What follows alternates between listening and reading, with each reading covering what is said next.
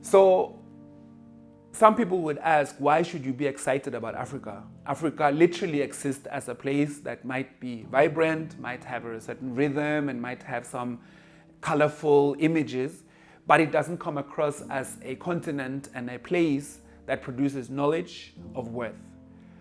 And this is why I always say to people, to liberate yourself as an African, you have to read. That has to be part of what you do actively. And for many of us, it is a little bit difficult to pick up books because we have associated them with being boring, especially if we have to read in a language that is not necessarily our own. That can also be a problem. But it is something we need to push ourselves to do. And when you read, you realize that Africa is not the place that we have gotten used to seeing it as.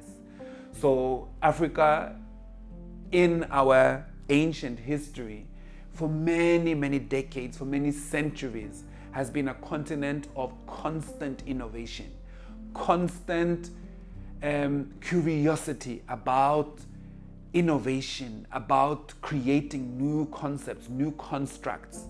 And it comes from a very humble understanding of nature. Technology and innovation in Africa was never about trying to override nature, trying to control nature, trying to replicate what nature does so that we can kind of push the buttons of control. It always started with the premise, as a human being, let me see what nature tells me. Let me walk towards nature, be it a tree, be it a flower, be it an animal, be it fauna, be it the star constellations. What am I learning from them? What do they tell me about the place that I should fit into? Not take over, not reconstruct, not change, but fit into. And that's a very different approach to science than what we learn in so-called educational institutions today about what science is. Because science now has kind of become, in the Western sense, a way to overpower, take control of, own, copyright, and transform and change to what suits us. So if we then go back and study what our foremothers and forefathers did in agriculture, in mathematical science, in architecture, in constructing cities, in governance, in military operations, all of these were places and elaborate knowledge spaces that existed on the continent. But they drew and they grew from a very different orientation. Even within warfare. Warfare was not necessarily, in ancient Africa, a science of how can we kill as many people as possible. It was more about how can we not kill as many as possible, but still make our point of whatever we are aggrieved for or whatever we feel we need to teach a lesson to a people that has disrespected us or done something to us. So the point was not to kill as many people as possible. The drive was really to protect as many as possible, but to create order around that. And that's really what kind of, that also explains the African purpose, which I think still very much should speak to us today. The drive in African, when you think about what is the meaning of life, is to create order where there's chaos. And I think we can draw from that today. We see that there's chaos around us. We see that communities, families, even within ourselves, we feel we fall apart a lot.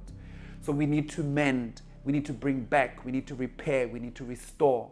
And we can use African science to also understand that process within our communities, within our household, within our parenthood, within our leadership. There's a lot of disjointed, dismantled, and wounded places that we just move forward with without really understanding what it's about. And we reproduce pain, we reproduce brokenness. African science is holistic. So it's not just about one construct or one thing. It's about health, it's about spirit, it's about physicality, it's about nature. It's about all of these sciences that coexist. So it's deep and it's very grounded in a huge body of knowledge.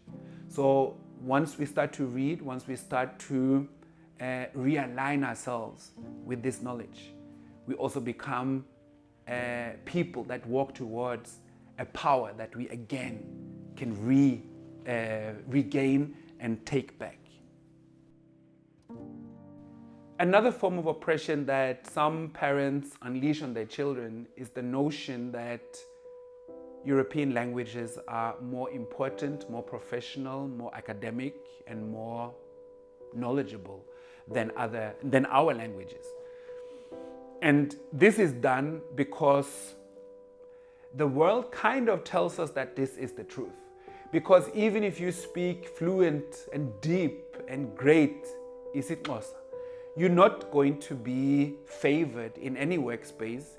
You're not going to get a TV program. You're not going to get like those things that we normally associate with power. It's not going to be given to you based on you being so fluent in an African language. It is always because you are fluent in a European language. So then that becomes true to some, that when we look at that, we say, oh, so really studying my own language, it might be cute, it might be interesting, it might be interesting for me, but it's not really going to take me anywhere. Now, this is where we need to look at other people who have been challenged in related ways. So for instance, India and China has also been challenged by European powers, have also been tested to see if European invasion can kind of penetrate their relation to culture and language as well. But they have decided to hold very strongly on to their language. And when we look at that over years, it has also given them a power script to construct technology, to own their own development, to own their own understanding of family and culture and what is modern. When we allow modernism to be shaped only in and by European explanations and languages, we also simultaneously lose our own. So when you say African modernism, a lot of people would just go blank and say, African and modernism, that doesn't even make sense. African is always going back to something, and that's why I completely understand why young people say, I don't want to go back. I'm trying to go forward. And if being African is to go back, I'm not going to go back. So we need to create an African future plan. And in that, language must play a dominant role. Yes, it's fine to speak other languages, and maybe before we speak English, let's speak another African language. Let's speak a language from Senegal, let's speak a language from Mali, because we need to do trade with these countries. We need to understand, we need to exchange, we need to find out what they're doing in another country that can work here, and then do that.